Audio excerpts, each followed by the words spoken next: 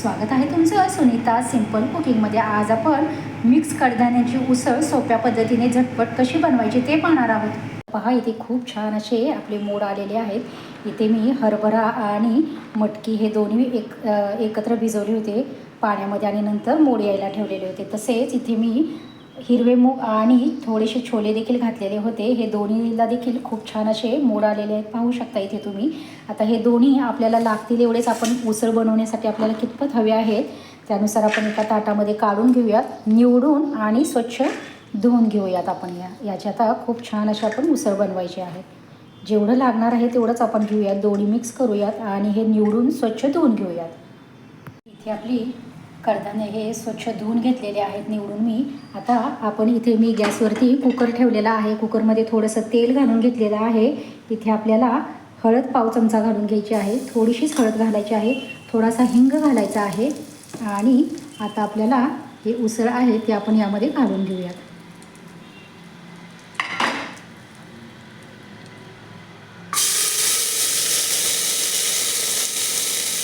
आपण ना अगदी तेलावरती हलकंसं आपण हे परतून घ्यायचं आहे। सुरुवातीला अगोदर मी सर्व टाकून घेतलेलं आहे। आपण हे व्यवस्थित मिक्स करूयात। आता इथे थोडंसं आपल्याला मीठ देखील घालून घ्यायचं आहे, अर्धा चमचा थोडंसं मी मीठ घातलेलं आहे, बाकीचं ठेवलेलं आहे शिल्लक। आपण आता उसळ बनवतोय तर थोडंसं आपण तेलावरती अगदी परतून घ्यायचं आहे।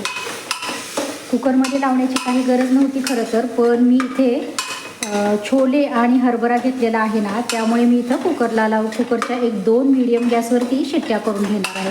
आपण अगोदर 1-2 ते 3 मिनिट छान असं वाफेवरती सुरुवातीला शिजवून घेऊयात। तिकडे ते 1-2 मिनिट वाफून होत आहे, तोपर्यंत इथे आपण पुढची तयारी करूयात। इथे लसूण घेतलेला आहे, थोडंसं आलं घेतलेलं आहे आणि इथे कोथिंबीरचे देठ घेतलेले आहेत, अगदी कोवळे ताजे फ्रेश देठ आहेत।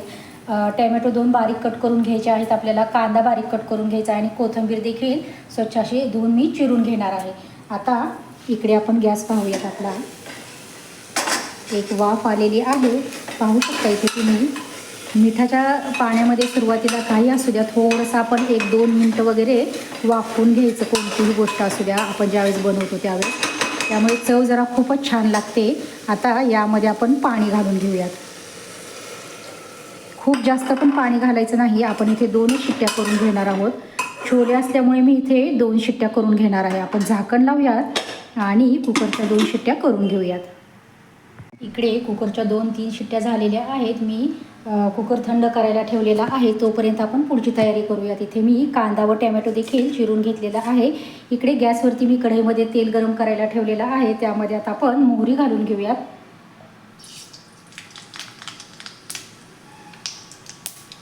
थोडेसे जिरे घालून घेऊयात,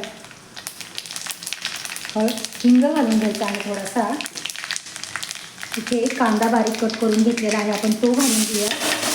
आज आमच्याकडे गुरुवार असल्यामुळे सकाळपासूनच लाईट गेलेली आहे, त्यामुळे थोडासा अंधार वाटत आहे। आता कांदा आपण छान असा तेलावरती 1 मिनिटभर असा भाजून घेऊया। सुरुवातीला मी आलं लसूण आणि कोथिंबीरचे देठ अगदी थोडंसं चिमूटभर मीठ टाकून वाटून पण घेतलेलं आहे, ते देखील आपण आता यामध्ये घालून घेऊया। व्यवस्थित मिक्स करूयात। असं ताजं फ्रेश वाटून घातलं ना की चव कोणत्याही भाज्यांची खूप छान लागते। एकदा तुम्ही नक्की ट्राय करून बघा या पद्धतीने। आता हे व्यवस्थित मिक्स झालेलं आहे, यामध्ये आता आपल्याला टॅमॅटो आहे बारीक कट करून घेतलेलं, ते घालून घेऊया। टॅमॅटो देखील छान असं व्यवस्थित आपल्याला मिक्स करून घ्यायचं आहे।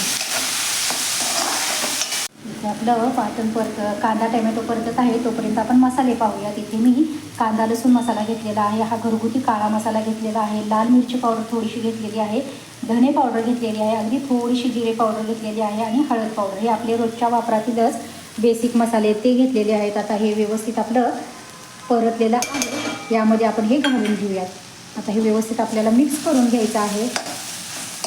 एक्स्ट्राचे कोणतेही मसाले आपण वापरलेले नाही आहेत, इथं अगदी मसाल्याच्या डब्यामध्ये आपल्या रोजचे जे मसाले असतात तेच आपण वापरलेले आहेत।